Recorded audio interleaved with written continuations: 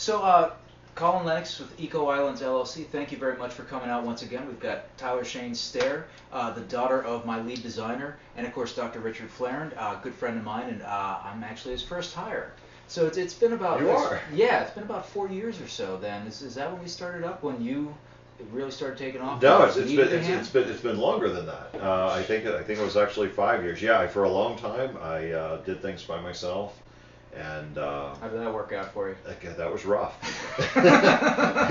It's kind of hard to do some things by yourself, but it was. But there wasn't that much work, so it was that's kind of what I needed to do, and then suddenly I got enough jobs where I really needed to have some hand, and yeah, you're right. You were that first hire, and that was impressive. Remind me how we met then through an organization locally.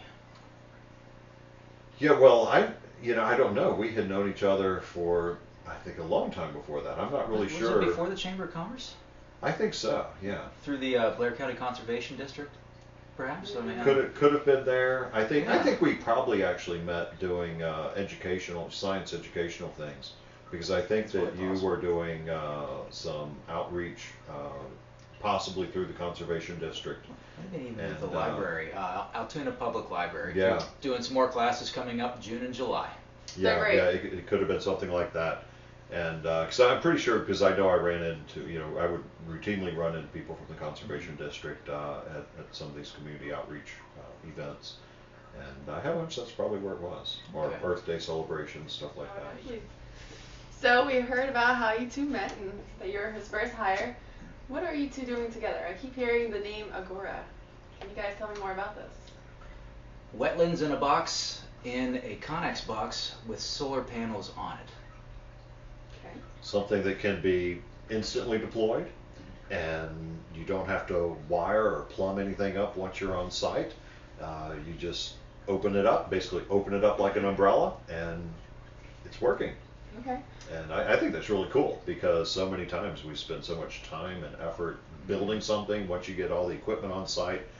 And, first of all, you can save lots of money by building it centrally, and frankly, I deal with so much stuff outside. If you could build it underneath a roof and never have to worry about the weather, that's really cool and save lots of money.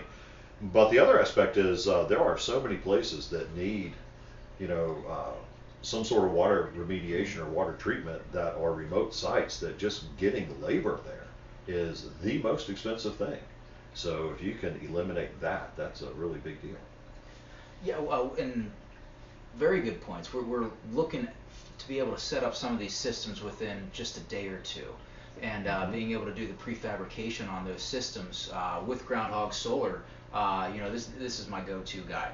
Right. I've got the wetlands, I've got the biology, the aquaponics systems. We know what our rates are. We come with the water treatment, but when it moves on to talking three-phase, amps, watts, volts, what kind of gauge wires you're working with. Are we working with microinverters or one kind of inverter?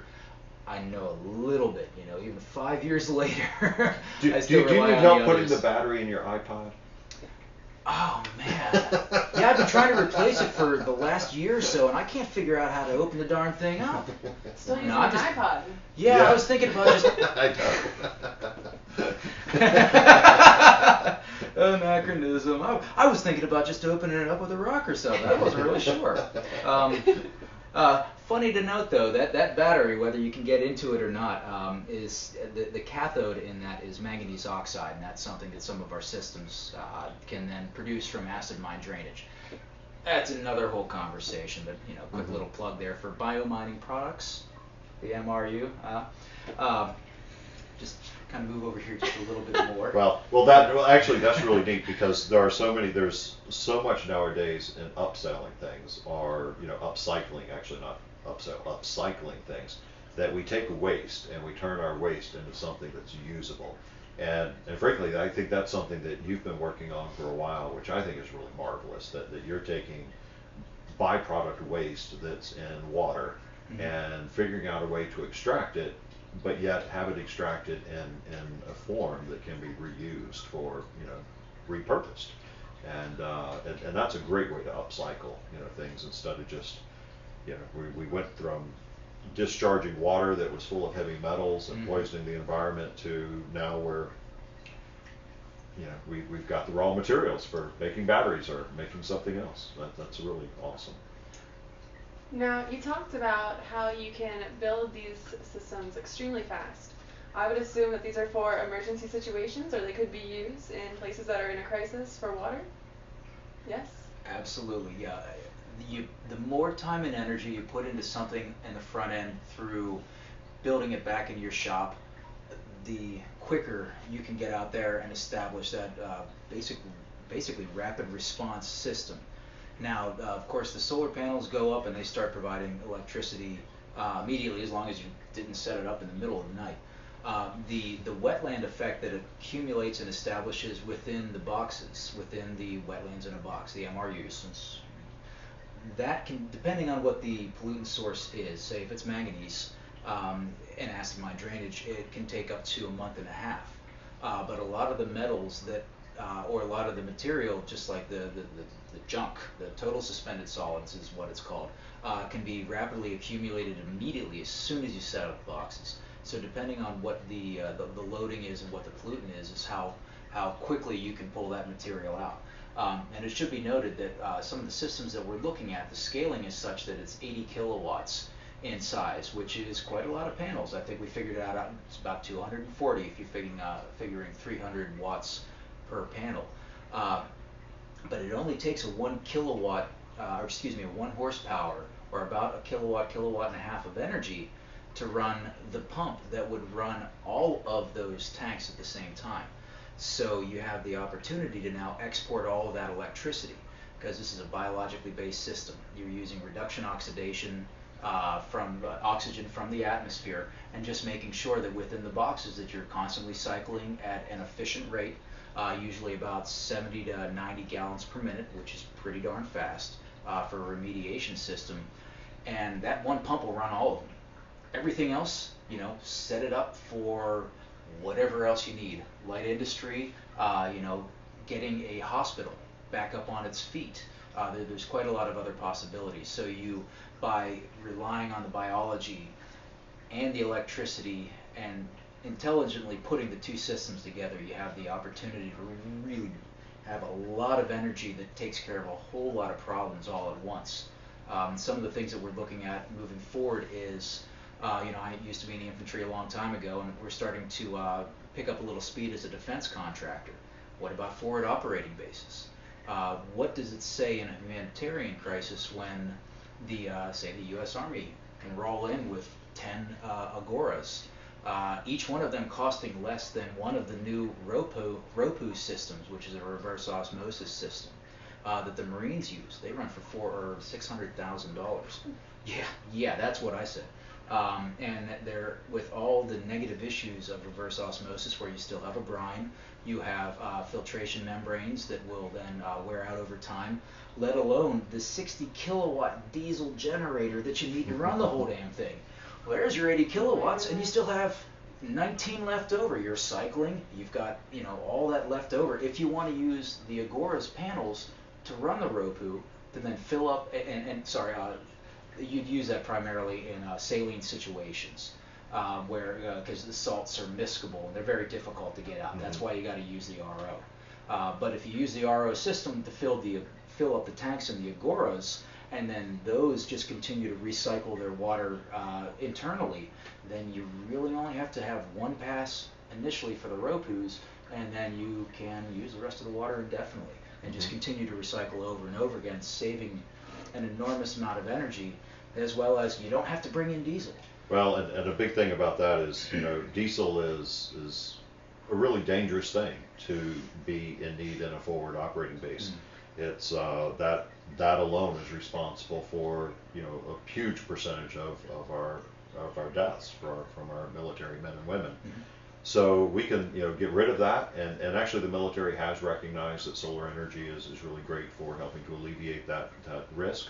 But there's also another benefit here, because the Agora with solar power on it will generate excess power. If it's a good fair weather day and sunny, and those are the same days when these forward bases are needing lots of air conditioning, because in a lot of places where we have these bases, the tents are, if you call them tents, they are air conditioned. I mean they're pretty elaborate tents, I mean they're but there's lots of air conditioning there, because without that air conditioning, it's unbelievably hot, unbearably hot. Yeah, so this provides a lot of that excess energy, which is right corresponding to when your need for energy is the highest. So yeah, I think this can meet that need, and it can save a lot of lives in the process. And so, is that your mission? Is that your mission and your vision? Is primarily humanitarian, or is there a strive for scientific discovery as well? Yes and yes. We're a business. You have to make money in order to be able to do the research that pushes the envelope.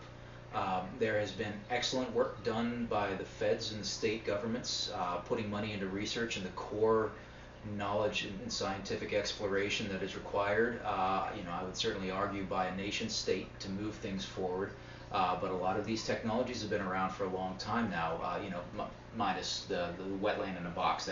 We're still writing patents on that stuff. But the basic technology, it's been around for 3.85 billion years. It's just nature's and a self-selecting wetland environment. That's always been around. Nature takes care of its own, basically. So these technologies have existed for a long time, and now we have an opportunity, I guess, like Elon Musk, like Jeff Bezos, Richard Branson. I almost said Richard Flower, and they're like, well, yeah, no, he's joining the party too. Yeah, no, they're like, can Colin Lennox be in that party as well? But them taking these moonshots from 30, 40, 50 years ago, and then being able to take that technology that's been developed through either the military, DARPA, or a lot of other organizations in the federal government, that has been basically, all right, here, we figured this out, do something with it. And we've been very successful as a nation in being able to promote those technologies and move things forward. And I'm certainly, the subsidies that you've gotten, the state loans that I've gotten for technology development, have certainly helped us moving along in that direction towards better technology for cheaper, and being able to spread that wealth among the workers. Thank you. I work for him too. Yeah, I actually do think it's really wonderful that my business can be a business. It can be profitable. I can pay employees. I can pay employees a real wage. Yes. not some low thing. Provide benefits to them, and also do something for the environment. Do something for other people. And I think the mix of all those things meshing together at the same time is really a wonderful thing. And that certainly is a large amount of the joy that I get out of running the business that I own. That's great. You guys keep mentioning hospitals, governments, times of crisis. These are all huge scale events that would require Yes. these systems. Are you planning on scaling down the size of these systems at all to appeal to smaller groups at all? So like, not necessarily individuals, but smaller communities, say, if they want that. Or are you going to try to remain in a very large situation with the Agora? Economies of mass and scale are certainly an issue. We've often talked how small can we make one of these systems? Can we build something small enough that would fit into a spacesuit? Preppers / DIYers, people who just want to get the heck off the grid. There's you see on social media lots of opportunities for people using Connex boxes or shipping containers to put houses into. Well, okay, now you've got your water treatment system and you've got all the energy that you need with a battery backup, and you can be entirely off grid. And as even those wetlands in a box, then you've got aquaponics, you've got fertigation water, you've got some pretty advanced technologies that are being developed because NASA has RFPs, requests for proposal, and this is what we want. I'm like, well, okay, we got that. Here's a sealed, self-selecting wetland. Being able to combine bioreactors with these systems makes them highly efficient, especially for growth in some situations. But you still need good old-fashioned sunlight. Getting away from that's the energy source that runs the whole thing. But like we stated in our last webinar, that even in the cloudy states, we can still get sunlight. We can get our solar power. Yeah, we can. Yeah.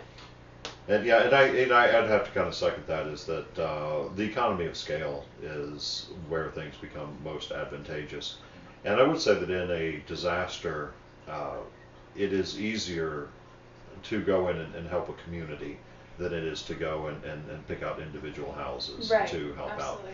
out. And water treatment systems that are out there already are already in a community. So when you do water treatment, it would not make sense to go into water treatment for a single house, because that's not the way, that is probably not the way anyway that house was actually built in the first place. Right, that unless house, it was an off-the-grid house. right, It'd be right. separate. Well, right, and if it's Right. an off-the-grid house, they're probably not devastated. You wouldn't know. You might have a house that was devastated in some natural disaster, but what makes natural disasters really disastrous from a humanitarian perspective is that it takes out the entire community's infrastructure. And so when that happens, it's the community's infrastructure that needs to be rebuilt. Right. If everyone in that community was already, quote, off the grid, and they were all unique in their own houses, a big, say a hurricane or something like that were to come through, it probably would not have affected every single one of them due to the nature of that distributed resource. Right. And so it's when everyone's relying on the same resources or the same infrastructure that something devastating happens, that it becomes so devastating. All right, well, thank you so much, Colin and Rich, for being on this webinar today, and thanks for telling us about Agora. Well, thank you. Thanks, Doug. All right.